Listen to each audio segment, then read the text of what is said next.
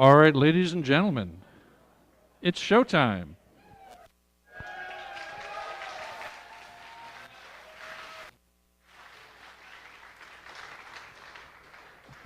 Hello, and I cannot tell you how thrilled I am to have so many people here today, and we've got people online, so thank you all for being here to celebrate the class of 2022. We've got some fun stuff to show you today, and I hope I remember my part. We've been practicing the team so much today. It's like, we'll see if I remember what I need to say. I need to introduce myself. Hi, I'm Rob. Hi, how you doing? I'm Rob Lloyd, your semi-host for today, and I'm going to walk you through, give you a little bit of context of how we all got here, cover a little logistics, and then get on with the show, because it's really about the teams and what they have to show you today.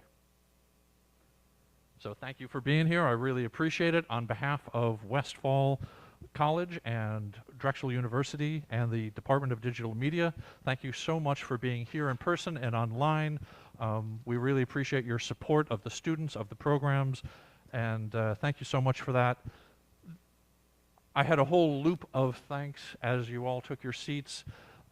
If I were to sit here or stand here and thank all the people that are involved in putting a show like this together, that would be the show in and of itself. But from leadership, from our dean, Jason Schupach, to Michael Wagner, our department head, to Nick Jashishin, who is making the video happen with his crew, to my crew who helped put up the expo that you'll enjoy later, to all sorts of people that make sure that projectors work and Ethernet works and building forms are filled out, all the army of people that make this thing happen. Thank you to all of them, and let me tell you a little bit of something about how it gets for the teams to get to this point. This is their senior capstone project. They have been building towards this for the last few years, and I have juniors now who have been preparing to enter into their capstone project next fall. So these teams a year ago were in the same spot, forming ideas, forming partnerships, trying to figure out what direction, what technical challenges they wanted to take on for this event, for this project, this year-long effort, the longest project they've worked on since they got here. So it begins in the spring and the summer before with pulling together these ideas and making lots and lots of experiments and really stress testing that idea of where they want to go and making sure that everybody's skills will be highlighted in the final result. So it becomes a centerpiece for their portfolio. In the fall, it's all about ideation and pre-production, making sure that the idea is strong, but also their pipeline, how it's going to get from their heads and onto this screen today, setting up all the tools, all the protocols, all the procedures to make sure that that goes smoothly. That takes the first full term in fall. And then in winter, that's when the rubber meets the road, full production mode, and they're cranking out assets and tests and surveys and evaluations, refining and iterating on that process and building out the entire project. By the end of winter, they're basically done, but it's not quite shiny enough yet. And that's what spring is about. Spring is about bringing the high polish to every effort that they've just spent the last 2 terms putting it together, and then getting ready to be here today and be able to talk about the project and present it in a nice and polished fashion. So it's a long road to get here. It's a pressure cooker of a project. It's not only technically challenging and pushes their skills to the limits, it also is mentally and emotionally challenging. You're in a pressure cooker environment for 30+ weeks with your team members, and they really have to find a space to work well together and still be able to stand on stage and smile next to each other at the end of it all, right? So with that, I do want to remind you, we have a second event coming up, June 11th, right? At noon in the screening room over in the Urban Annex. You're going to get a deeper dive into the animation and VFX program and their projects that they have. So please keep an eye out on your calendars for June 11th, the Animation and Visual Effects Film Festival. Last little bit of housekeeping. No flash photography. Is that even a thing still? Sure it is. But be kind to those around you, and no tick-tocking. I think that's the thing I should say, right? No tick-tocking. Yeah. We'll go with that. Thank you so much again for being here. I really appreciate it. And I'll get off the stage, and I'm going to bring on the first team to present their work, and that is going to begin right now with Flourish from our User Experience and Interaction Design program. Ladies and gentlemen, Flourish.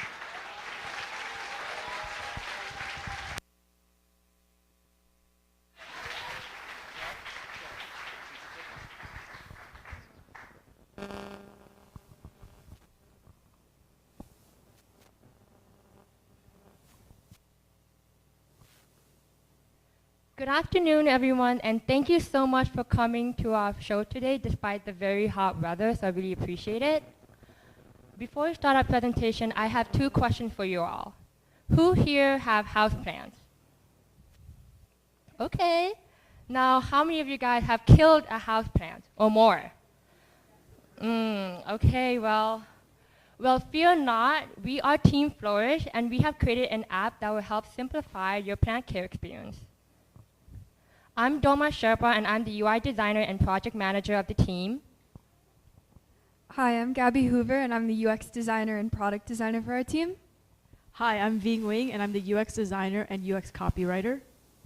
And I'm Hunter Hampton. I was the lead app developer, and I worked with our computer science team to manage communications and progress for their back-end development as well as their hardware engineering. So we started our project by really honing in what is the problem we're trying to solve for. And so we concluded that our problem statement is, how might we bring about an innovative, positive, and effortless experience with plant care?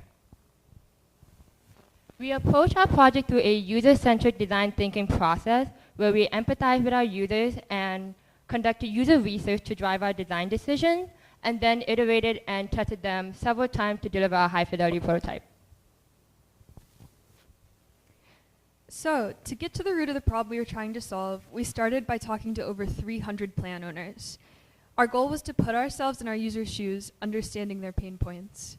And from this research, we developed a few key takeaways. 1, people value convenience. People's plants often die because they forget to take care of them or just have too much on their plate. People also form attachments to their plants. People appreciate having plants for their aesthetics, for health benefits, and sometimes because they even see plants as their pets. And in all of these cases, when you lose a plant, it can hurt. We also learned that watering correctly is key. While other plant care tasks such as fertilizing or repotting don't need to happen very often, watering was a continuous source of confusion for our users. Finally, we learned that caring for multiple different types of plants can be a challenge, because different plants have different needs, and managing many different schedules can become confusing.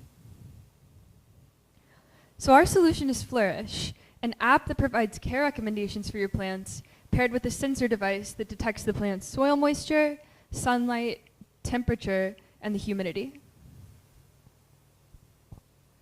Now that we have a solid understanding of who our users are, their pain points, and their needs, we moved on to the more fun part, ideation and designing. Throughout our design process, we iterated 4 major times, and we conducted usability testing for each of them. That helped us improve our design based on our user feedback, and in the next couple of slides, you will see how our design progressed over time. So for the first iteration, as you can see from the slide here, there are a lot of paper sketches and doodling, and this was because me and my team were really just focused on jotting down every idea we had for our app so far. For the second iteration, we moved on to Figma, which is a design software, to create our first set of screens. For the third, we started to put in images and colors. And for the fourth, we have our high-fidelity prototype prepared. Now, we will be doing a walkthrough of the existing features on Flourish. Here, you have your own personal garden that gives you an overview of all of your plants, showcasing how they're doing and which ones need the most urgent care and attention. Next, there are 2 views for you to choose from, the carousel view or the grid view. Next, Each sensor state is shown with an icon that reacts with emotion to intuitively deliver information about the sensor state. Next, also, there is a very friendly way to connect your sensor device to our mobile application, easily located on this page. Next, so here you can see that you're able to manage your tasks with our calendar page. Next, also, you can view tasks that are coming up and check them as you go. There is also a monthly, weekly, and list view available to track your plan's progress. You can also select which unique plants you want to focus on through our filter feature. Through our education page, you can expand your knowledge of plant care with these given resources. Filter different topics to see what is most relevant to you.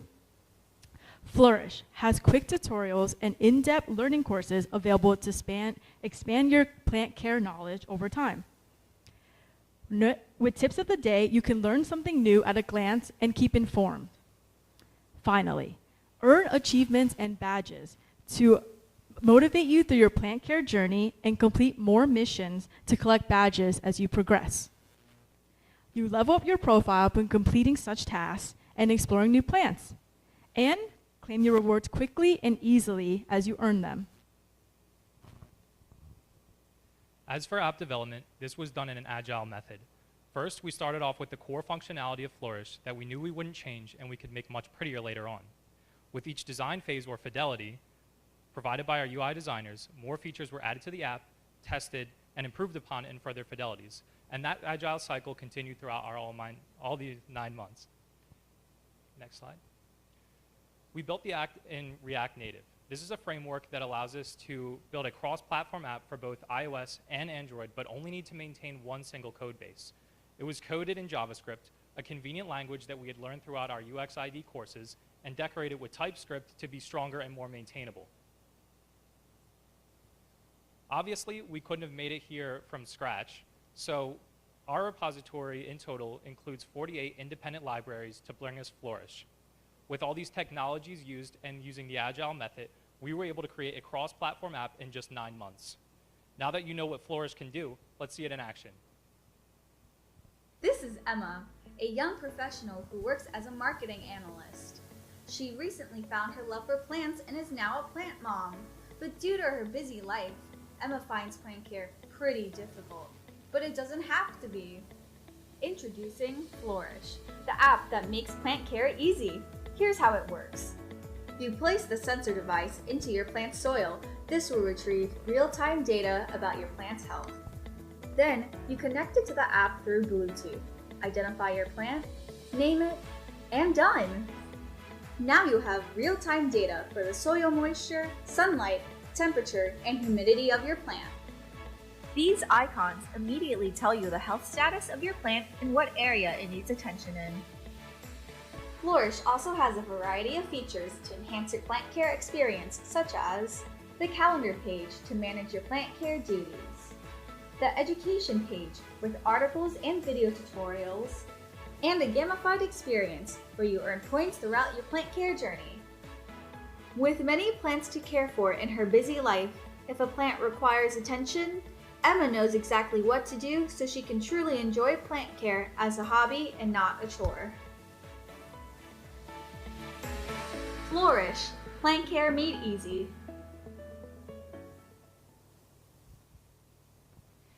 Finally, we just want to thank a few people. We wanted to thank our program directors, Troy and Jervo and UXID. We wanted to thank our entire team at CCI who worked on development with us. We also wanted to thank Katie and Kevin from the custom design major who worked with us. And finally, we wanted to thank Mike Glazer who helped us from the product design team. Thank you so much for listening to us, and we're so excited to see everybody else's presentations today.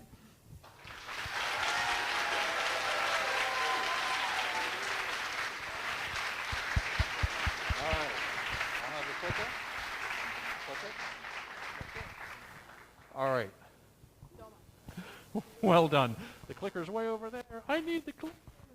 I need my clicker. It's very important to me. Ladies and gentlemen, thank you, Flourish. Well done. And now we bring to you Unleashed Entertainment. and their film, Spacewalk. And here's the clicker. Hello, everyone. We are Unleashed Entertainment and are very excited to be sharing with you today our animated short film called Spacewalk.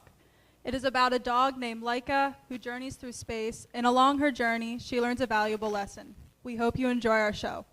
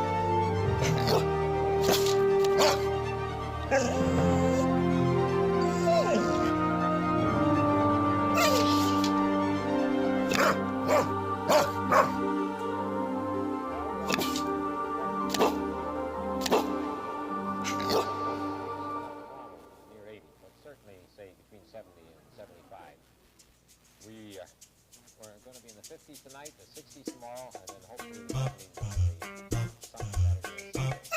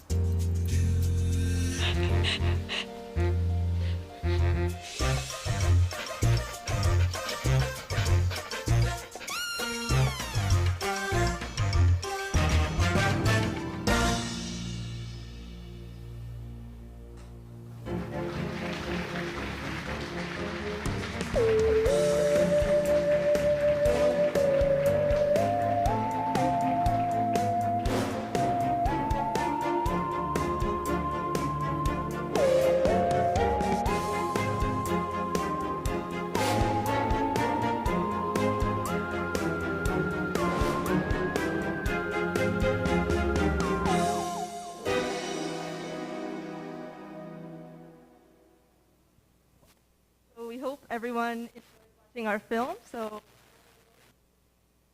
now we're going to go ahead and introduce the team. So my name is Christina McCary, and I was the project manager. Hi, I'm Darren Kern, and I was the environment lead. I'm Jordan Gustovich, and I was the animation lead. Hi, I'm Nick Blank, and I was the rigging lead. And hi, I'm Evan. I was the effects lead. Now, believe it or not, our story started out as a dog and her owner stuck on a raft in the middle of the ocean. However, we wanted our core idea behind the film, that being the bond between the dog and her owner, to be told in a more grander, more dreamlike environment. And so that's where we chose outer space.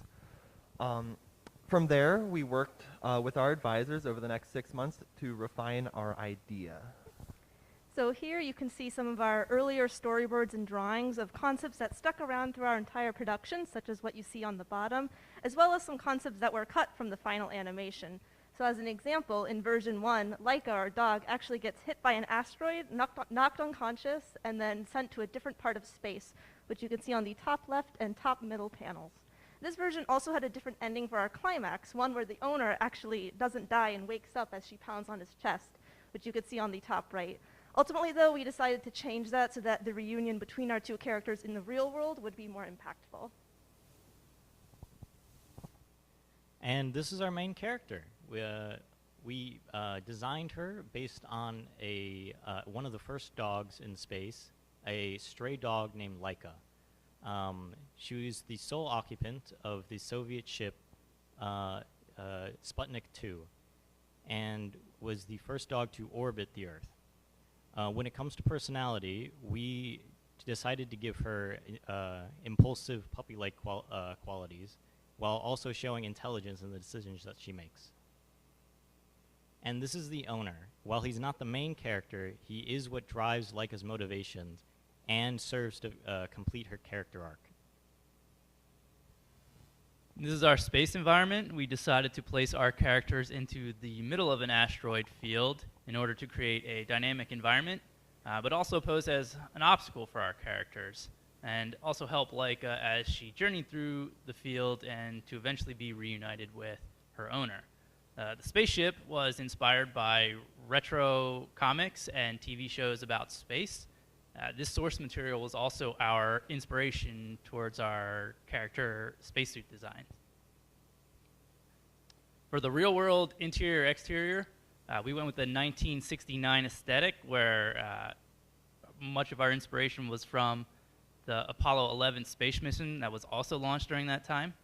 For this environment, we wanted to have a much warmer color so that it would really contrast against the cool colors of our space environment.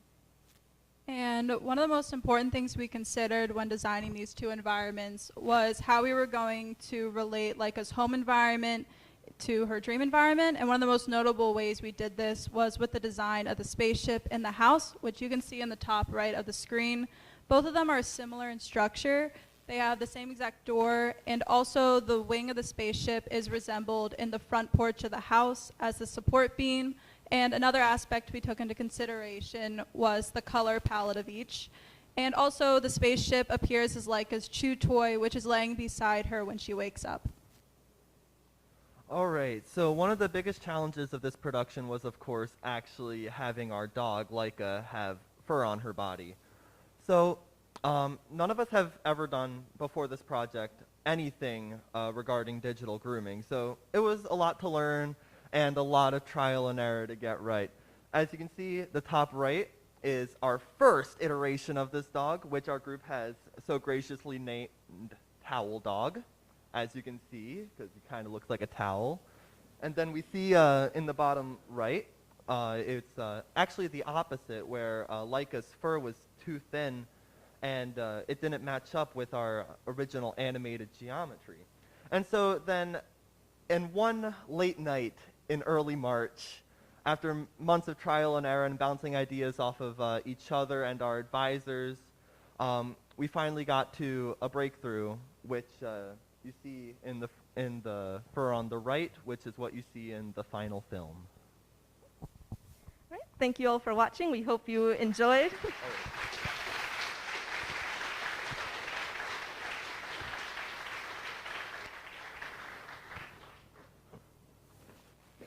All right, congratulations, well done. Now the awkward transition, passing of the torches or the microphones. And now, ladies and gentlemen, it is Vortex from the Game Design and Production Program with their project, Rushdown.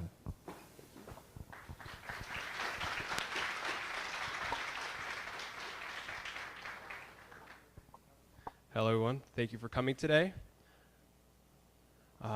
Without further ado, here's our game Rushdown. We will show you a quick teaser to show you what's in store for the rest of the presentation.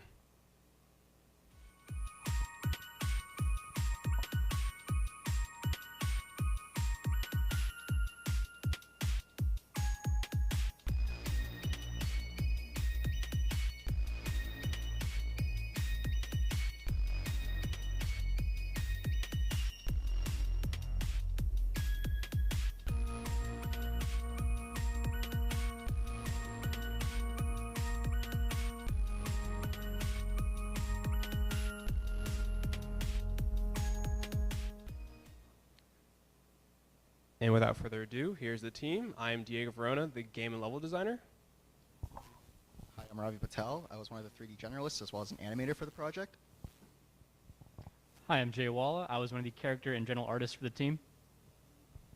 Hi, I'm Soren Stranissa. I was a 3D character modeler. Hi, I'm Ivan Orlov, and I was also a character and general artist. Hi everyone, my name is Yash and I'm part of the CCI team lead and was also responsible for some of the gameplay programming that went on. To also introduce to you the CCI team here, we have Jack, who was a feature programmer who developed. We have Will, who was our network programmer and menu designer and programmer. We have Pat, who was our level designer and programmer.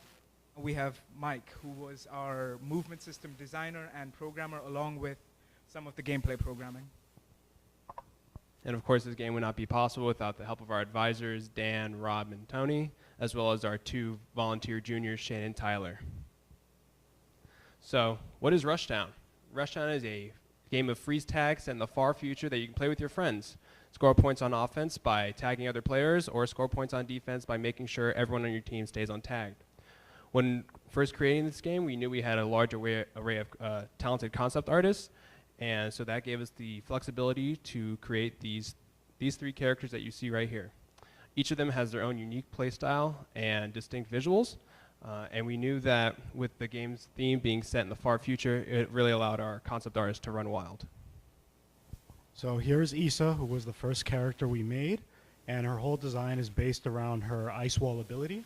And in a game about moving and running around, we thought that being able to build a wall in front of other players would be a fun way to play around. And while her design has been consistent for the most part of our development, we decided to throw more blue into her color palette just so she could stand out more and be more fun.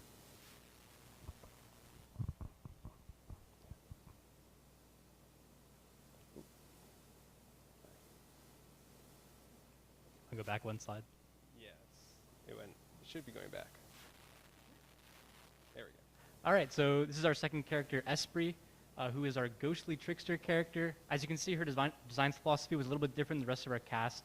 She adapted more of a punk, cyberpunk aesthetic, as she wants to set herself apart from the rest of the cast, giving her bright poppy colors, this gold-studded jewelry, and all these sort of motifs around her, as well as equipping her with a smoke bomb that can obscure vision as well as slow enemy movement, made it fitting, and it gave the players the chance to sit in her shoes with their braggadocious and outplaying playstyle. So moving on to our final character, 618. 618 is a mysterious figure that has the ability to harness black holes. So with such a strong ability, we wanted this character to let the player feel like they were in control of time and space. So giving him a black hole ability that can easily displace his enemies felt very fitting. We also added a smoke visual effect on top of his head, as well as glowing lights throughout his armor, to give this more powerful feeling to the character, and it also gave him some great contrast as well in the environment in-game. Of course, creating these characters is no easy task, though. First, we went through many iterations of their design, and then once we found one that we liked, we went into their basic orthographics, getting their size and scale down, and then after that, getting their basic details down, how they would look in game, and what we know of their overall model.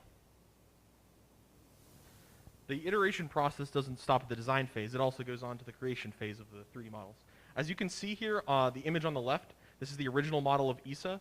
She has a more white color scheme, and she has longer hair. Sometimes in game design, you got to cut your losses and reallocate those resources to be more productive. So we had some issues trying to rig the hair and get it to flow. And so we made a few design decisions, and we gave her a haircut.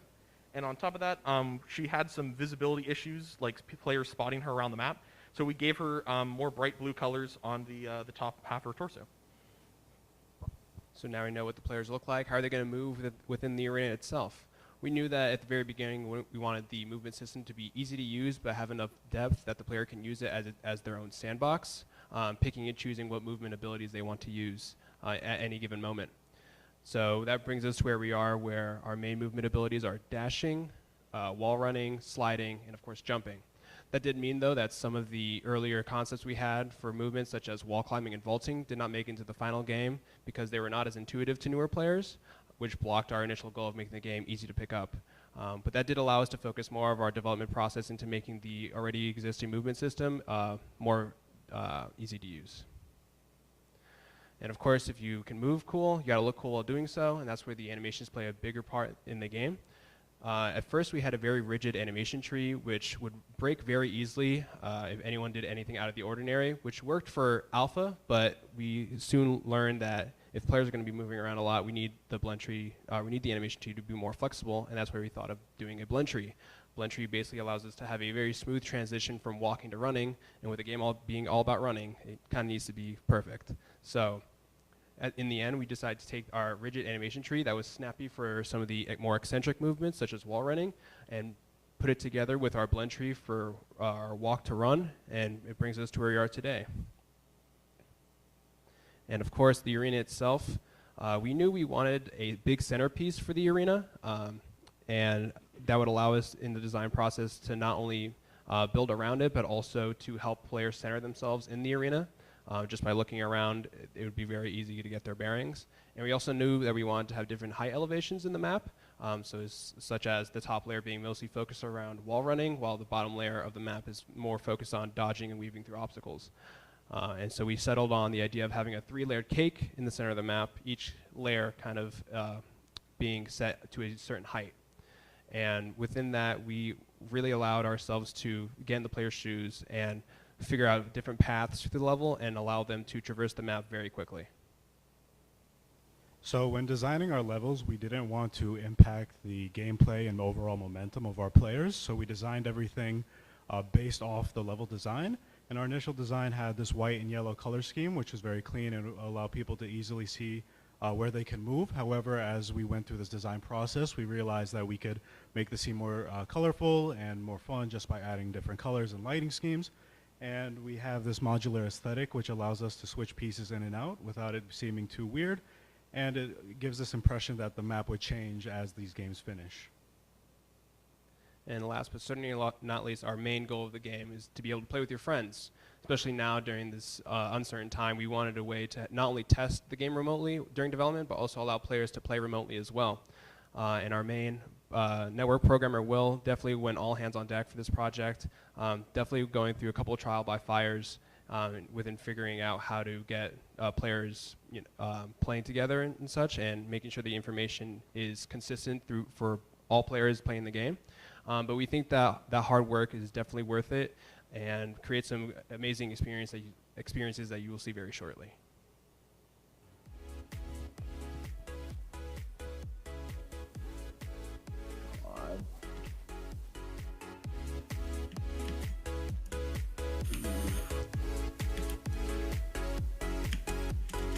Live! Live!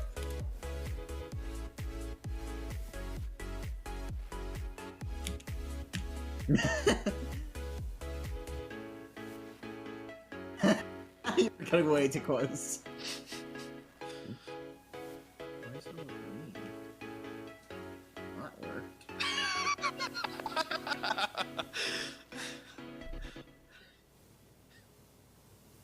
Thank you all so much for If you have any more questions about the game, you can go down to the website down below or come to the booth, play the game, and come talk to us. Thank you again. All right, congratulations, Vortex, well done. All right, the passing of the torches. And now, from the user experience and interaction design program, it's Next Stop Philadelphia.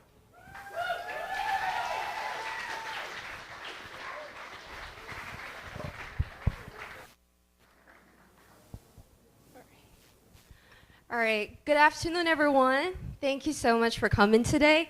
We are Team It's Elementary, And today we're very excited to show you our senior project, Next Up, Philadelphia.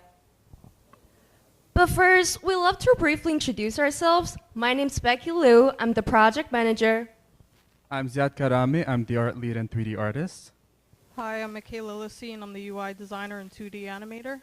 My name is Tarton Bunyamanong. I'm the XR lead, and I make the controller. I'm Leanne, and I'm the story lead, and I worked on product design. I'm Aman Kartha. I'm a programmer in the team. I'm John Greaves. I'm the programming lead, and I worked on the game design. And I'm Victoria Stauffer. I was the lead product designer and UX researcher. And now, before we jump into more details, I'd love to ask you a few questions. So, how many of you here have kids? Okay, a lot of you guys do. And how many of you have struggled to find a kids-friendly way to learn about the culture and history of a place?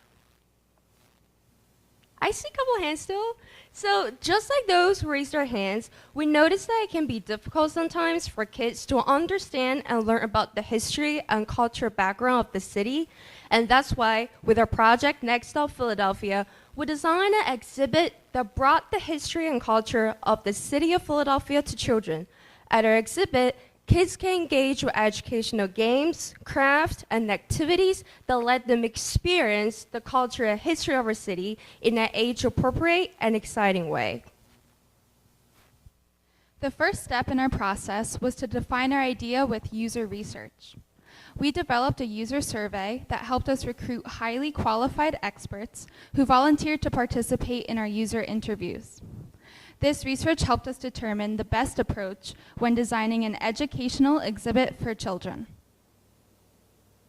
Our user interviews gave us 3 major insights. First, we learned that we could give kids a variety of ways to engage with our exhibit. This allowed us to accommodate the unique needs of elementary-aged children.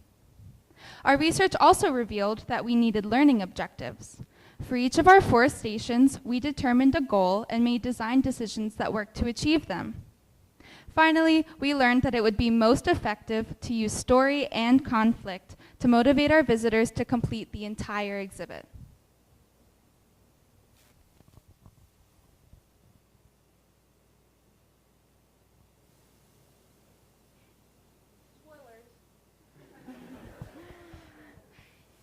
The story of our exhibit allowed visitors to help our 4 characters find their missing souvenirs in Philadelphia, guiding them through the physical space by meeting each character at each station on their map. The language, storyline, and characters were all designed based on extensive research on children's stories, museums, and user interviews. The topic of anthropomorphism is heavily used in children's designs and stories, where an object or an animal are given human-like characteristics. Based on our research, we created our very own anthropomorphic animals, which allows easiness of understanding, interactive engagement, and a sense of inclusiveness. Using all the research we gathered, the story and the characters, we started designing our games. We had 2 3D games that you can see on the left and 2 2D games you can see on the right. Thus, we had to make sure that the style of the games were consistent with each other. The art style we were going for is painterly, kid-friendly, with lots of bright colors. The 3D games are meant to emulate a kid's toy set. More specifically, a kid's toy set that had been painted by a child to make it more their own. The 2D games mimic that style with painted sprites and UI. We also had particle effects so that the 2D games could have the same amount of movement as the 3D games.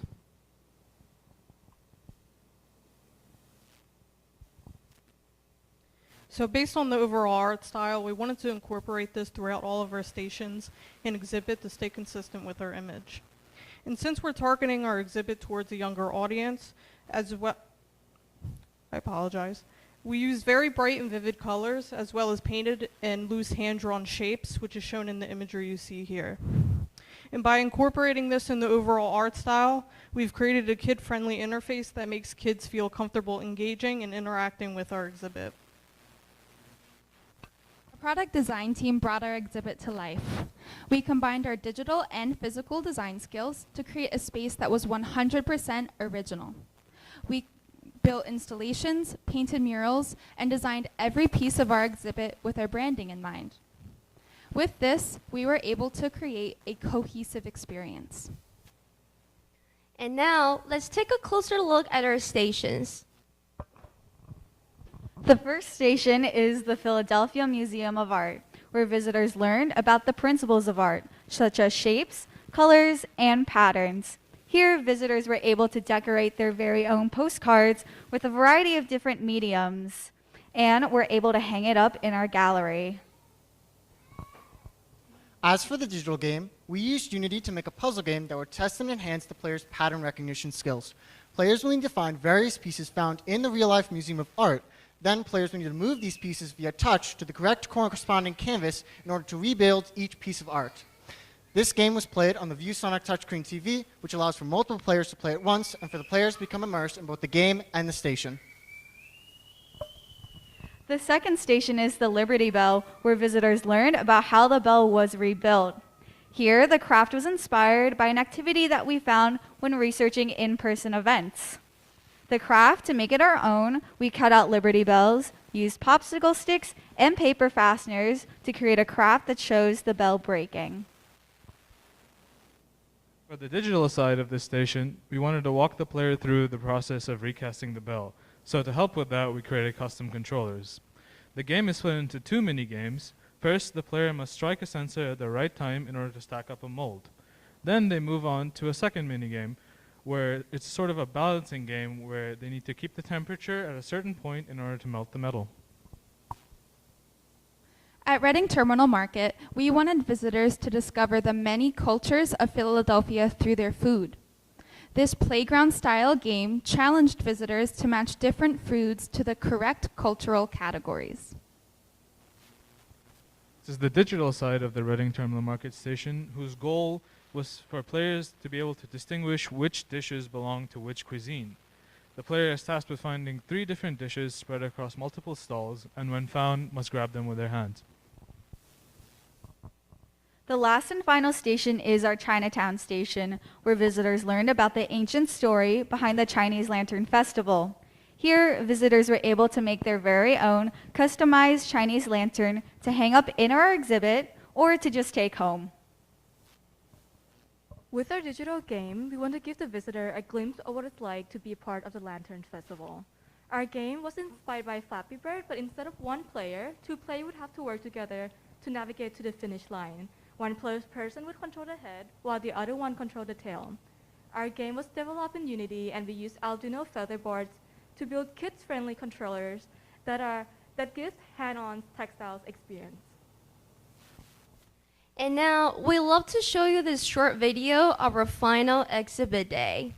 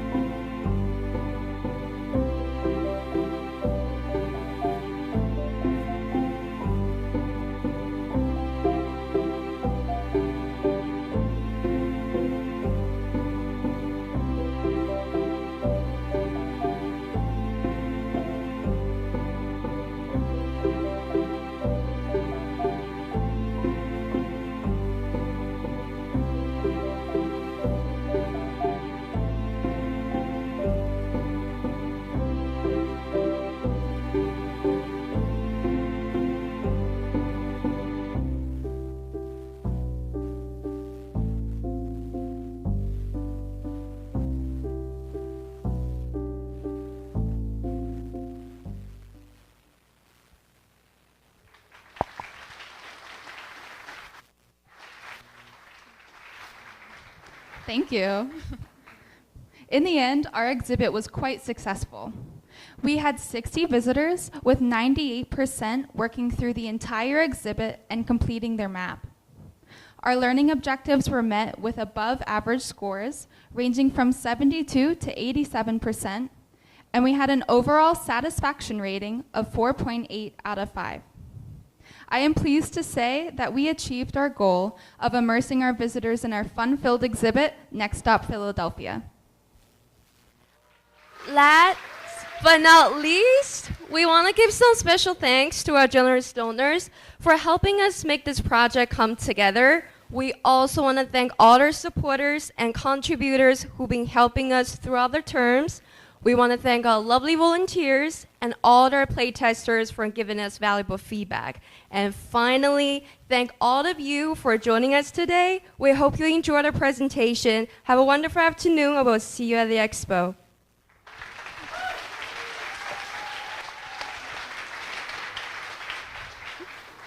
Well done, it's elementary. The passing of the torches, thank you so much. And next up is from the Game Design and Production Program, Cactus Crew and their project, Fool's Gold Frenzy.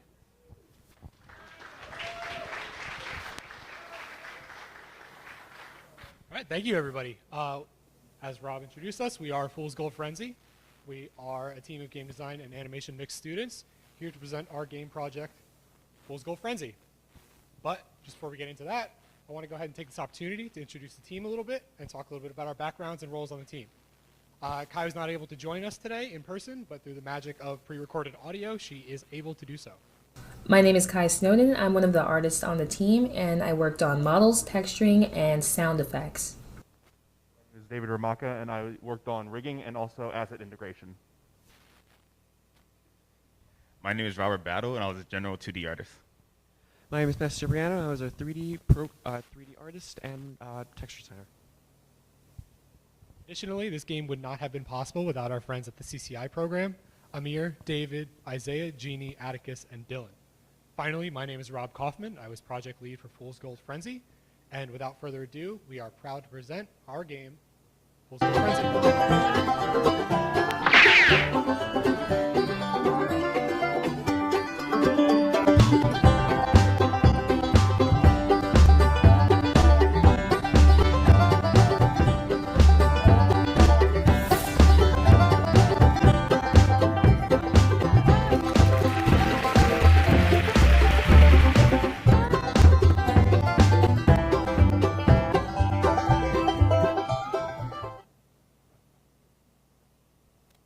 So, Fool's Gold Frenzy. Fool's Gold Frenzy is a 2 to 6 player online battle cart game where you have one objective: become the richest cactus bandit to ever hit 4 wheels. But watch out, you aren't the only one looking to hit it big, and you'll be competing with other pesky competitors the whole way through. Armed with an arsenal of powerful power-ups, your trusty lasso tether, and a quick wit, it's up to you to speed, swing, and steal your way to the gold of Chaos Canyon. At this time, the team and I would like to take the opportunity to talk a little bit about our process, some of the challenges we had, and some of the things we're most proud of. All right, so we're going to discuss concept. Now, initial goal of our game, we had the overall main idea of battle cart focus, but we were still looking for a kind of aesthetic that would appeal to us and a general audience. And as you can see here, we had a few general designs that would kind of showcase that. Eventually, we came up with a Western theme which we believed would be the most aesthetically appealing and would allow us a lot of creative freedoms. And as you can see here, Robert, Kai, and myself created different concepts for it. And originally, we had various unique kind of ideas for it, but eventually we came up for a cartoon design, which we thought would bring the game together. When making assets for the games, our models evolved through various iterations until they were more cohesive as a whole. Buildings were too detailed, some textures needed reworking, and so on. We designed several versions of our cars, power-ups, and decorations to use in-game, and took inspiration from many directions. David had the power of adding our creations to the game and collaborating with CCI. Production was a hefty stage. Character design, stage development, populating the environment, and much more.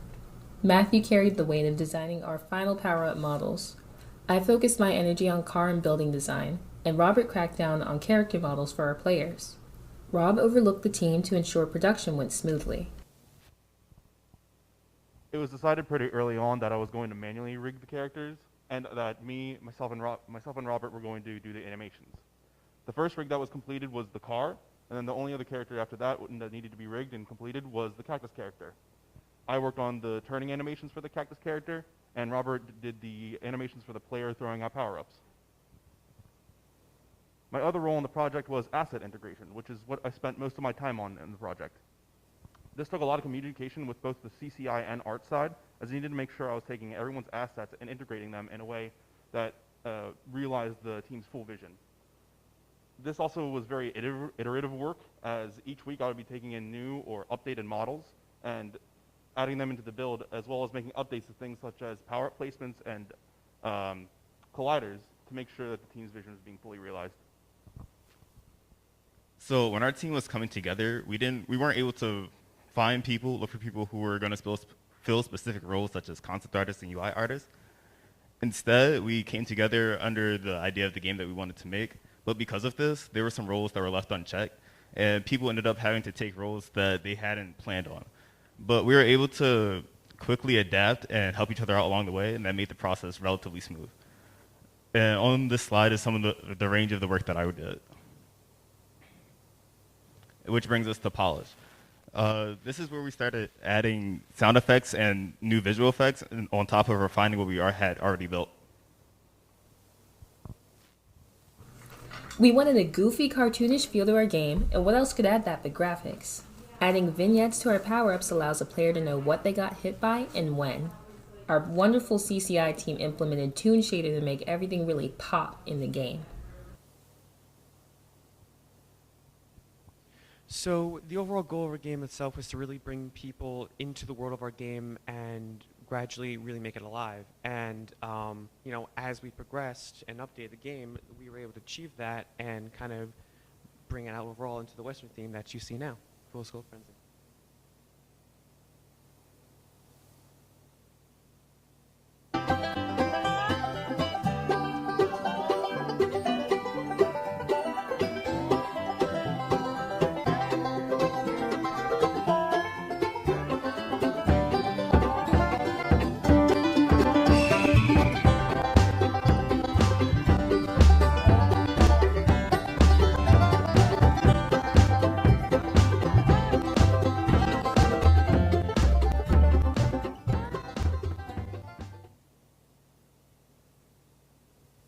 Before we call it quits in a moment, we'd just like to say a couple of quick special thank yous.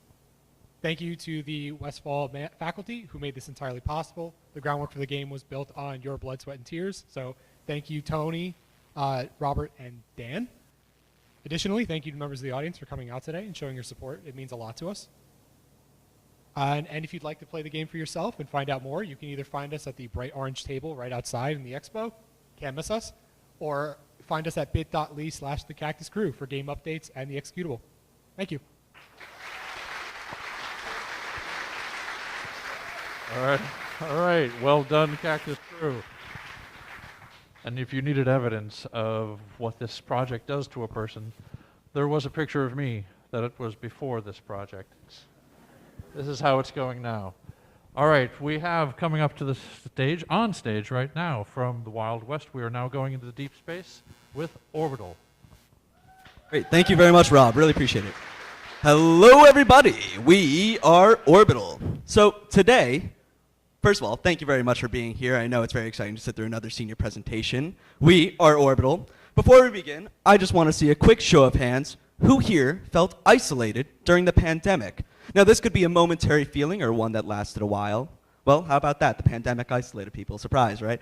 Well, to be quite honest, we also felt some of that isolation. And so, as a team, we set a goal to create an interactive art installation where visitors can collaborate with one another in real time. And today, we're going to be running through the journey of creating Orbital from ideation through execution. Now, we're going to take this time to introduce ourselves. I'm Charles Wallach. I was our project manager. I'm Melissa Gabriel. I was our user interface designer. I'm Reed Dumont. I was our user experience designer. And I'm James Zangari, and I was our developer. What we set out to accomplish is the creation of a COVID-safe, interactive art installation, allowing for the collaboration of visitors to manipulate and create a one-of-a-kind galaxy in real time. Now, in order for us to succeed at this, we started by spending one term researching and ideating, conducting interviews, user workshops, meeting with industry professionals, and conducting other user research methodologies to gain insights into what creates engaging, memorable, and fun interactive art. It was also at this time that we identified the Drexel student population as being our target audience. And during our second term, we began forming our user experience, interaction, and interface designs. We tested our prototype with real users based off of that target audience and used those insights to refine our approach and ideas. Then, during our third and final term, we took all of those insights, created our developed system based off of those, and we were able to execute our exhibit event. The early development stages of the Orbital web app were crucial to making sure that our end goal was achievable through available resources and technology. Using MongoDB, we created a database that stored the information for all the users' planets with a unique identifier. After connecting this database to the web app, the next step was to manipulate these objects with the 3D libraries. The next goal, the goal was to transform these objects into a solar system of orbiting planets. Each planet that gets added to the database receives an X and Y radius that exponentially grows, creating individual orbit paths that create the collaborative solar system known as Orbital. The planet creation was an essential part of our installation. This is how visitors brought their planets to life. The planet creation is what made our installation collaborative, so we wanted to make sure it was easy to use and understand. Visitors used the planet creation to create their unique planets, which were projected among the stars as part of our collaborative solar system. Our first round of design was tested with users around December of 2021. Feedback we got from users showed us that we explained too much with text and not enough with visuals. Users also did not notice or enjoy using the bottom scroll menu. This feedback helped influence a completely new design which users understood and enjoyed more. This new design was much less text-heavy, showing rather than explaining. This design used tabs to guide the users through the flow and incorporated planet type selection as one of the tabs so users could easily edit this if desired. Our final round of design focused on small changes now that we had a flow down that users understood and enjoyed. Our final design was a streamlined process that took around a minute to complete and had enough variability that each visitor could create a unique planet. We achieved our goal of creating a process that was quick and easy to use and understand.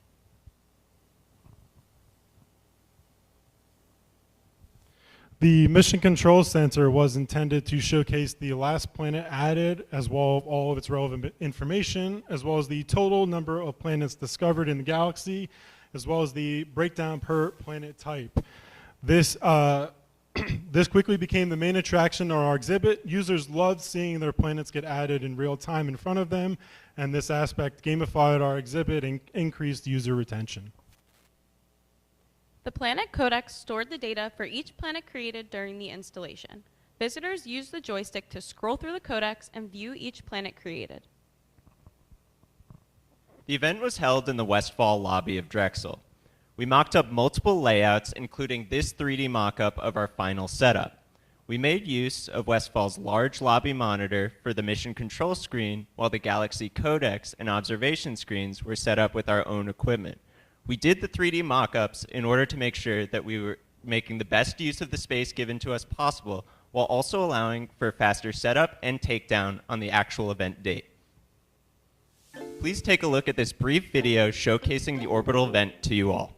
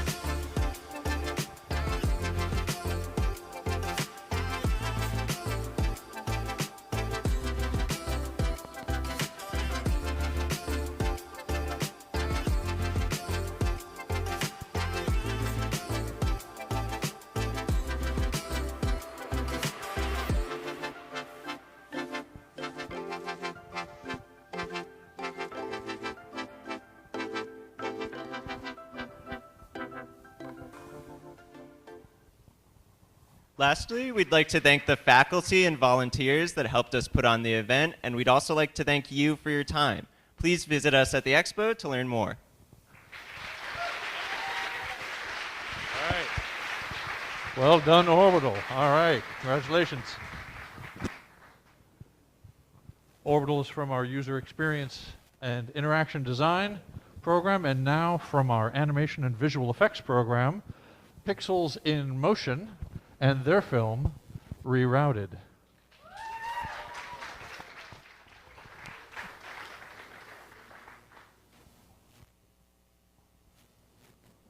Hello everyone, we are Pixels in Motion, and we are about to present to you our 3D animated short. Our story follows a college student named Alex. He is begrudgingly pursuing the field of medicine, but he secretly has a passion for art. His mother, however, is actually against the arts and pushes him to study medicine. Alex must deal with the high expectations put upon by his mom and the heavy workload that comes with college life. We hope you enjoy.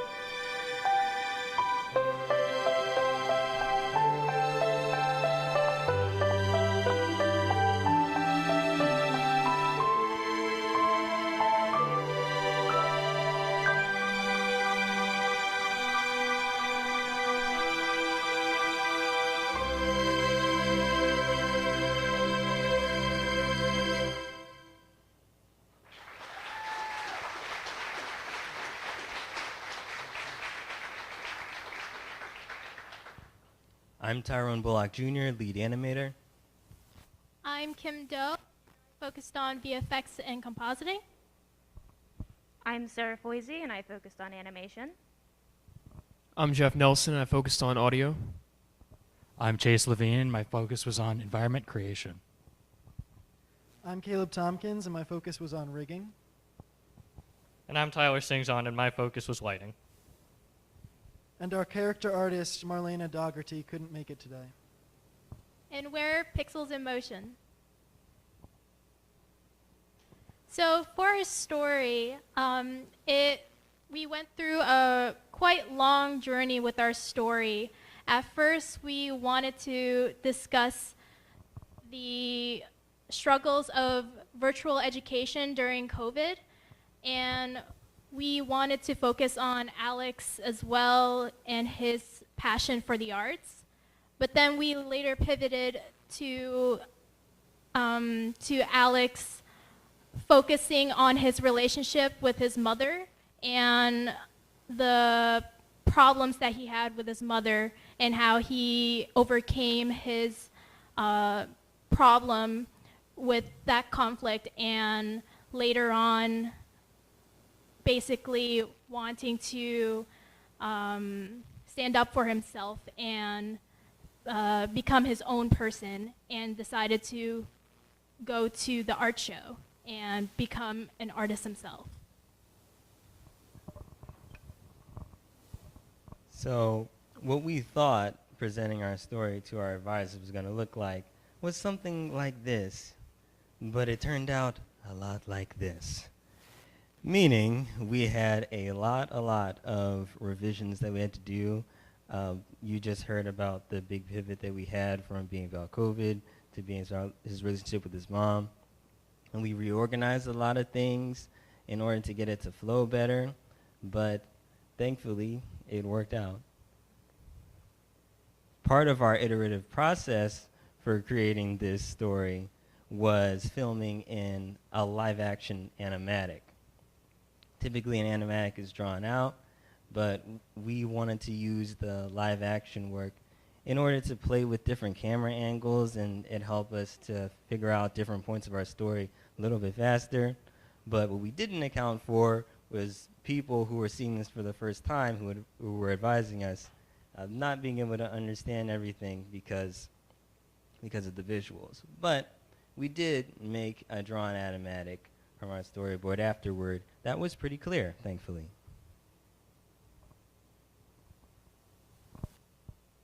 So for our characters, Alex, our protagonist, we wanted a modern, artsy, relatable looking student. A bit timid under his beanie and a bit of a mama's boy, but devoted to the things that he deems are important, although deviating from the path that his mother set for him. For his mother, our antagonist, we wanted a stern, business-only type of woman, hair done, makeup, high heels, and a lab coat, where she molded her own place in the world to be a surgeon through hard work and dedication, and perhaps a bit of the devotion that her son has for what she also deems is important.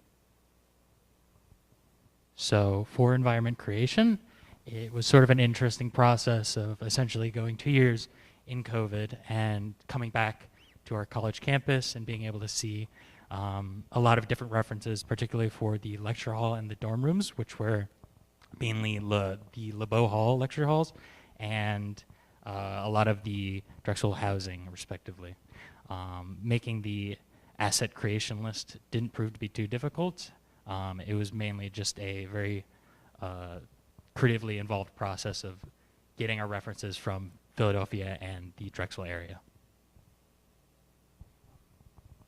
So for the audio and music, we really wanted to add to the emotion and feeling of both of our characters. So especially for the music, for Alex, when he's doing his passion, which is art, we wanted to have like a bright and happy type feeling of music. And then when his mom came and interrupted him to study, it got very gloomy and brooding. So that's how we kind of, and when it went back to his art of passion, we brought it back to the main theme of his happy music. And same thing for the sound effects. In the lecture hall, in one of his flashbacks, we wanted to have a ticking clock that went higher in volume and went faster in speed as it got to the end of the scene. And same thing for the surgical room. We did that for a heartbeat. All right, we worked hard on this over the past year, and just like Alex at the end of our show, we're proud to bring it to you today. Big thank you to Dave, Nick, and Milady for consistent feedback and critiques. And thank you to everyone here for coming out and supporting all of the digital media presentations.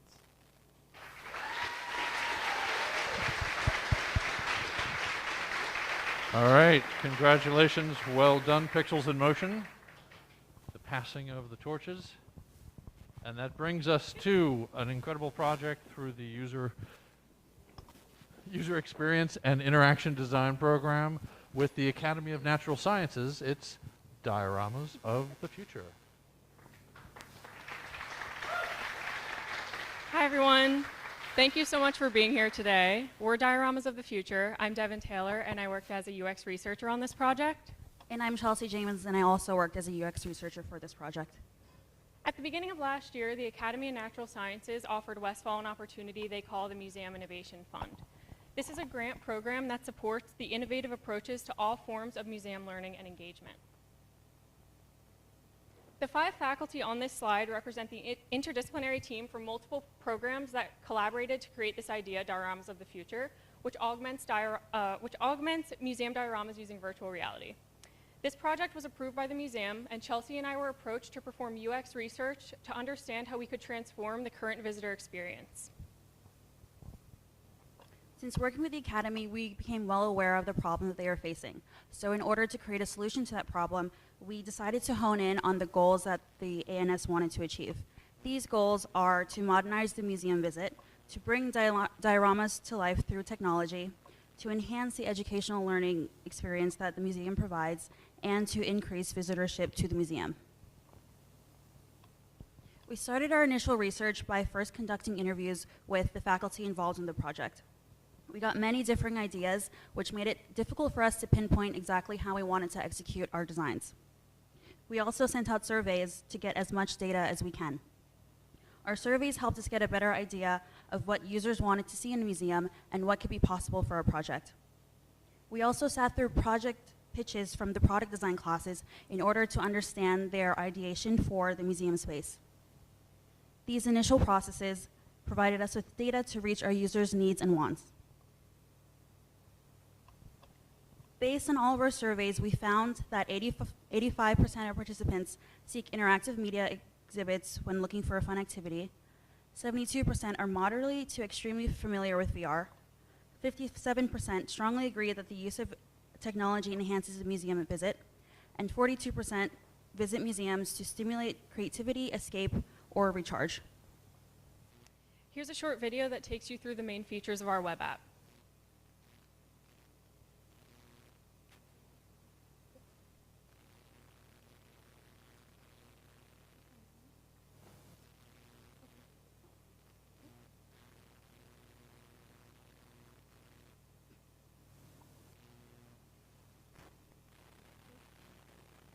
One second.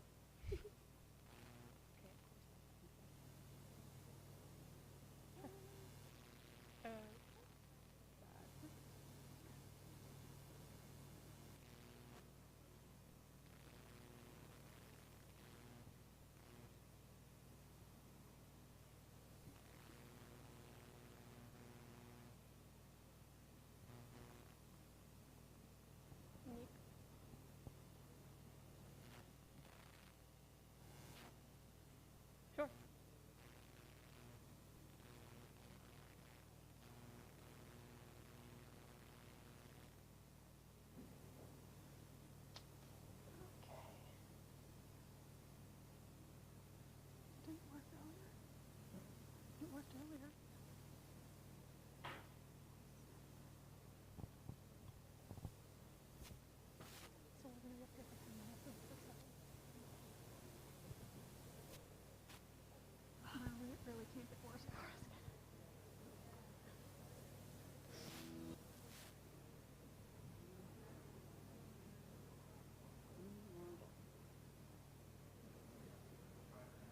Try pressing the button. Okay, here we go.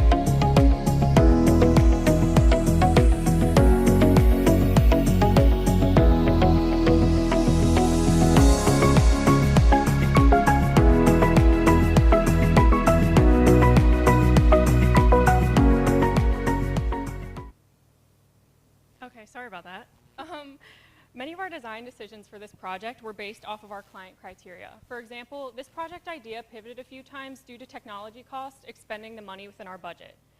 The reason we ultimately chose to create a web app for the Academy opposed to a native app is due to its easy maintenance and opportunity for quick content updates. And lastly, of course, we wanted to make sure that our final deliverable reflected the goals the museum had hoped for with this project while representing the Academy culture through our content and user experience. QR codes are a big part of this project. They'll be placed around the museum, and we're specifically focusing on placing them next to the dioramas. It is completely up to the user if they want to scan the code or not while they're at the museum. These QR codes contain information related to each diorama, providing an educational opportunity for visitors. The web app flow starts by selecting a floor you want to explore. Once you select a floor number, you're then shown a map of that floor plan. A user can then select a hall or diorama animal that they wish to engage with in a virtual environment. In our web app, there are two versions that a user can interact with, depending on where they are: a remote version and an on-location version. If you look to the left side of the screen, you can see a remote version of this experience. There are 3 unlock buttons and 2 locked buttons. This limits the user's interaction points, and they cannot fully unlock all the buttons while they are remote. The only way to unlock all the buttons, which is shown on the right side of the screen, is to visit the museum in person. Based on a user's location, the amount of interaction points change, which encourages visitorship to the museum. We also implement WebVR within the app. WebVR allows users to step inside the diorama because when you're at the museum, you only see it from one angle, and that's not that immersive. We want the virtual experience to be just as engaging as a physical diorama. So we mimic the diorama's background as well as the diorama's animal. Users can interact with the animals in WebVR to see it from every angle and understand the animal and its surroundings. Shown in the screen is a very basic prototype of how that WebVR interaction would work.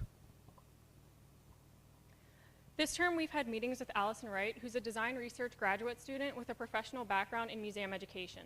She helped us with our text content in our web app and how we deliver it to our users. Chelsea and I were also able to access the Academy Archives, which is the documentation that supports each diorama animal's specific information and history with the museum. Including content from these archives allowed us to deliver the educational experience we wanted to, yet made it specific to the ANS, which sets this experience apart from any other museum visit. Since one of the goals of this web app is to get visitors more engaged with the dioramas, we introduced a collectible feature. A user can unlock the collectible, which is an avatar that lives in their collections page. A user unlocks this feature only once they have interacted with all the buttons and information in the diorama. Users can then interact with this animal in 3D anywhere at any time. These collectibles serve as a memory or digital souvenir that motivates users to revisit and grow their collection. For our user testing, we performed observations at the Academy and conducted prototype tests for our museum environment flow and our remote environment flow. From the data we collected, we formed categories based on user likes, dislikes, wants, any points of confusion, and other. Analyzing the responses in these categories allowed us to create actionable insights based on user preferences. These insights were the basis of our work sessions to make sure we were able to provide our users with the best possible experience in our web app. Delivering the most realistic experience through a mobile device is what we hope to achieve with this project. Based on all the testing that we have done, these are the major takeaways that have come from the tests. Users stated that the web app is easily accessible through the ANS website. The 3D models bring dioramas to life. The web app transforms older museum elements through technology, and our collectible feature fulfills an element of play. These points justify that users can enjoy the in-person experience along with the virtual experience. And that's all the research we've done for this project. Big thanks to all the Drexel faculty and ANS staff that have helped us with this project, and thank you all so much for listening.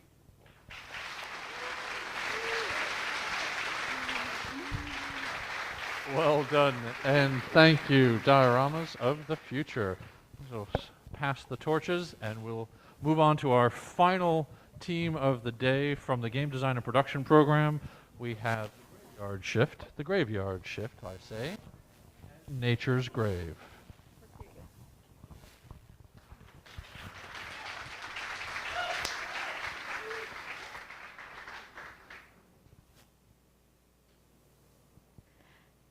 Hello, everyone.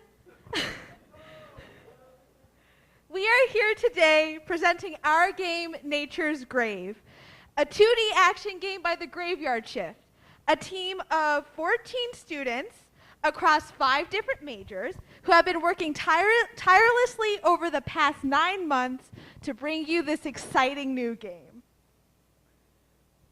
My name is Sana Hidavi, and I was the producer and project manager for the game. Hi, my name is Hannah Bergman. I was the player animator and level designer for the game.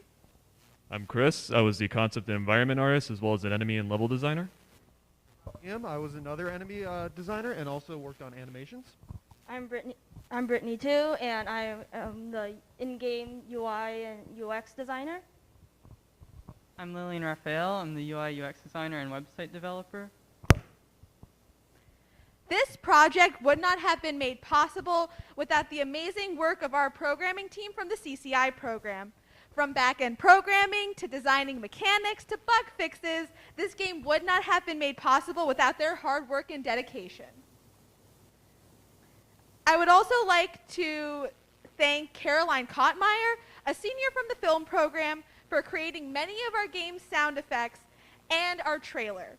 We would also like to thank Mary Kilgallen, a junior from the animation program who helped create our game's opening cutscene. We would also like to extend a special thanks to our many advisors that aided us throughout our journey and helped us get here today. Nature's Grave is a 2D top-down action game focused on intense combat interactions and evocative environments. You play as a nature spirit with the goal of defeating the blighted monsters that have poisoned the land. Fight your way through the corruption and restore life back to a dead world. Our game, like other ideas, has gone through an intense amount of iteration and concepts, from high-level ideas such as the narrative design and the creatures that inhabit the world, as well as things that are small details like rocks and the color of the player's cloak. In the end, we're happy to show you what we've ended up with. Our game wasn't great from the start. We had issues with visual legibility within the environment and the user interface. Game balancing also has its own problems with enemy difficulty, while keeping them threatening, and also fair. With a lot of feedback and playtesting, we are proud of what we have accomplished. So, every adventure needs a hero, and in our game, you play as a nature spirit that is awoken from the last living flowers of the dying world. As the player, you are the one and only light, contrasting against the surrounding darkness. However, you are not defenseless in this world. We wanted to design many mechanics. Oh, it's not playing.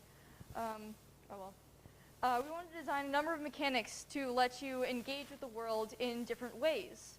We have a dash ability that lets you dash across large gaps, as well as around enemies that are trying to harm you. We've also developed a grappling tool that lets you pull enemies closer to you or yourself closer to enemies and traverse even larger gaps in the terrain. With World of Nature's Grave, it became home to many dangerous denizens. Each enemy has its own unique attacks and abilities and requires different skills and attempts.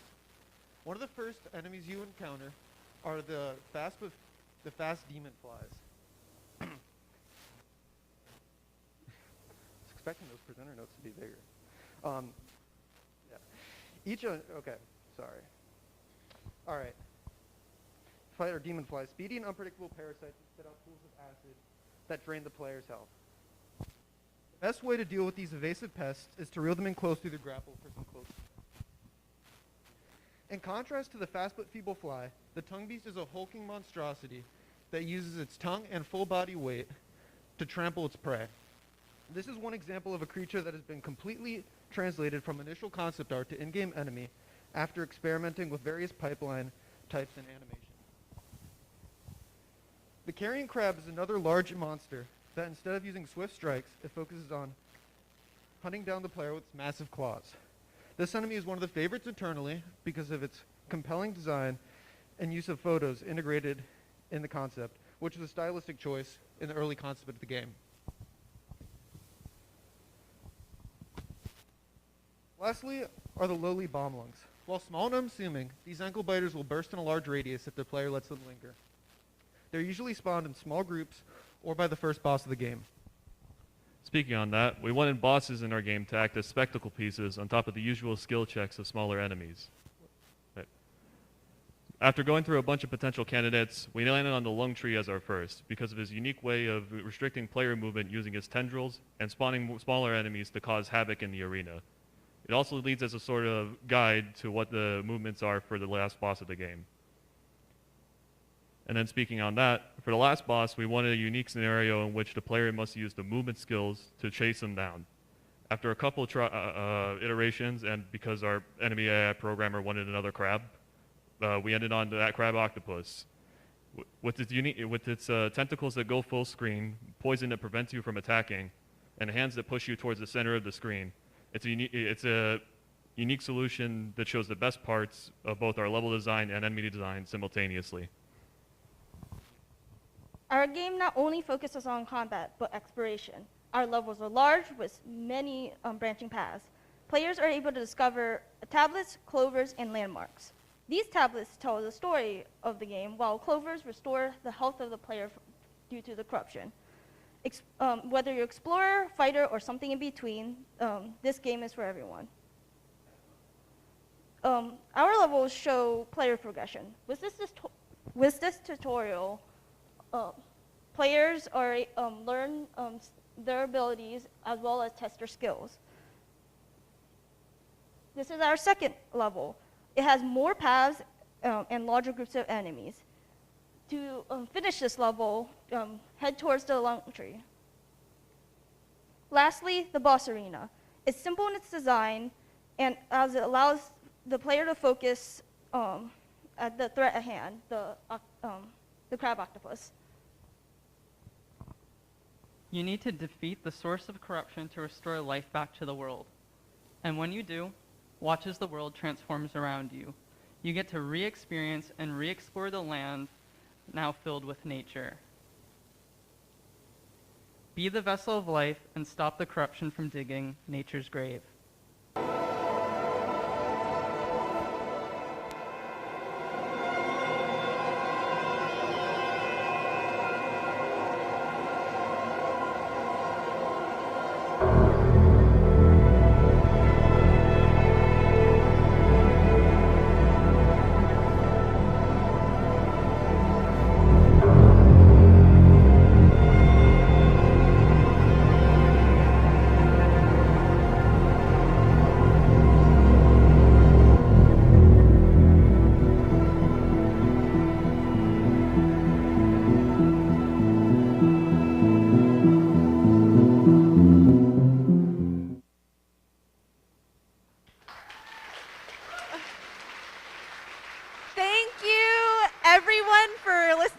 Presentation.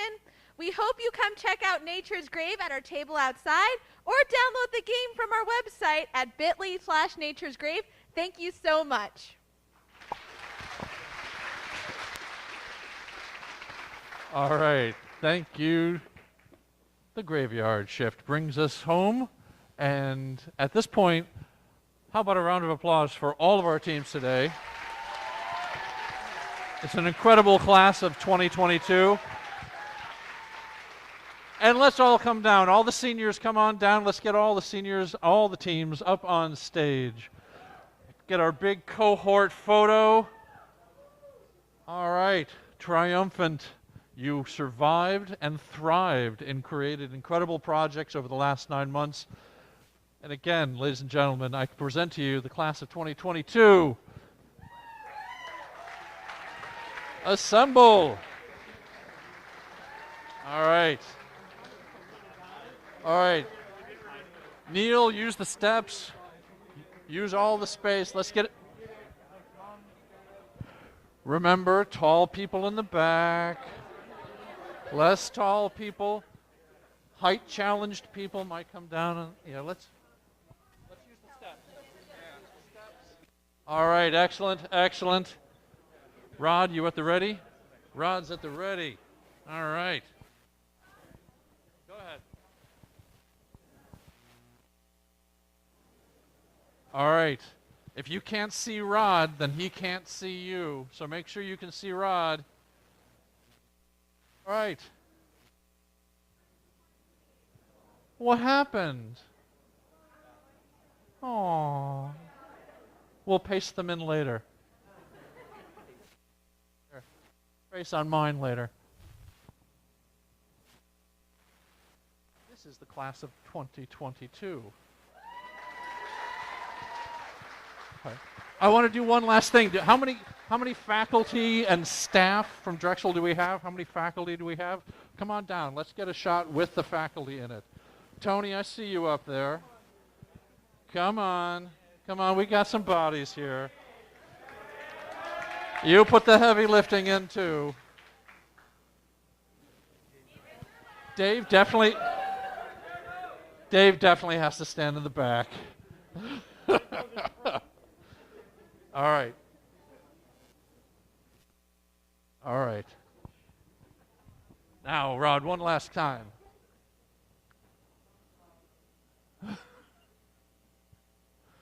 All right. Congratulations. Well done, all of you. It's Expo time. Woot woot. Thank you all. We're going to move on to the Expo out in the lobby where you get a chance to talk to the teams, play with, please don't break the students. Talk to the teams, get your hands directly on the equipment and the toys that they have made for you today. Thanks again for being here, and stream out. Thank you so much.